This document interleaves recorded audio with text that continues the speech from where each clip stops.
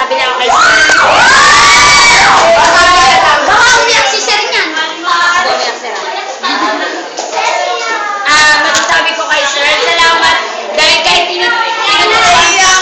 Gano'n na kayo eh. Kahit makukulit tayo, pasaway, or kahit ano na, tinuturuan pa rin tayo tapos nagtsatsaga siya, kahit makulit tayo, or ano. Hindi namin alam sir. Tapos ano,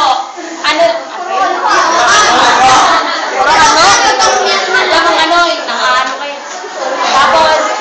Tapos, kahit ganyan si sir, mabait yan. Actually, favorite ko na yan nung grade 7 pa kasi mapagbiro siya, maboka. Tapos basta nasa hindi siya nang babagsak. Ay, wag natin purihin ng babagsak, baka bagsakin tayo.